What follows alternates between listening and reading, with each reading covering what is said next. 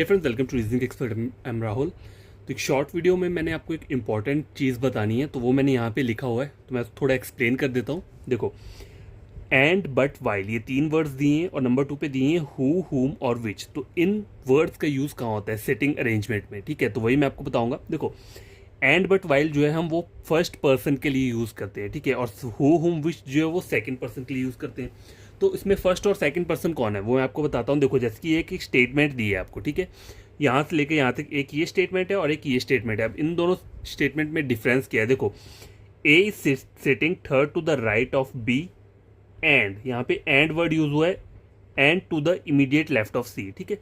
अब ये वाला स्टेटमेंट देखो, A is sitting third to the right of B, same है यहाँ तक।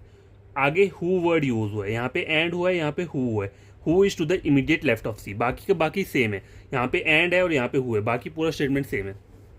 तो इस वाली फिगर को कैसे ड्रॉ करोगे? तो मान लो आपको एक सर्कुलर सिटिंग अरेंजमेंट आया हुआ है, उसमें नंबर ऑफ पर्सन्स कितने बिठाए हुए हैं इन्होंने? 1 2 3 4 5 6, ठीक है।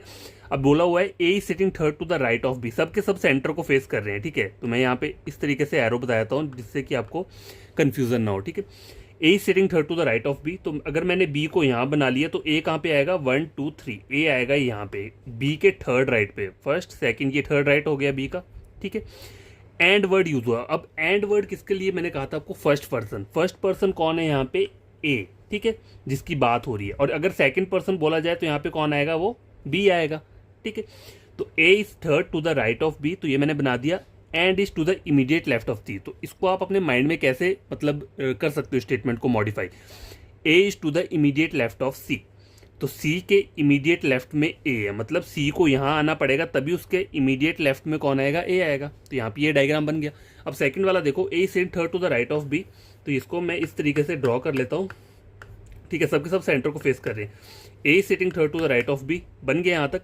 Who is to the immediate left of C, तो ये हु वर्ड जो है यहाँ सेकंड पर्सन मतलब बी के लिए यूज हुआ है। तो आप इसको ड्रॉ कैसे करोगे, मतलब रीड कैसे करोगे स्टेटमेंट को?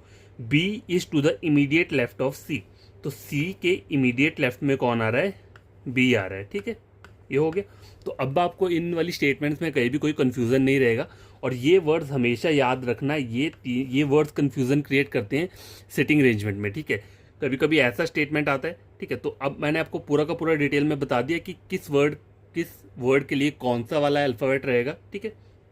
वो सब चीज़ें होगी। और बाकी मेन वीडियो आप चेक करते रहा करो, वहाँ पे मैं बहुत सारी इंपॉर्टेंट चीज़ें बताता रहता हूँ और क्वेश्चंस भी हम सॉल्व करते रहेंगे ताकि आपको एग्जाम टाइम में कोई भी प्रॉब्लम ना हो, ठीक है।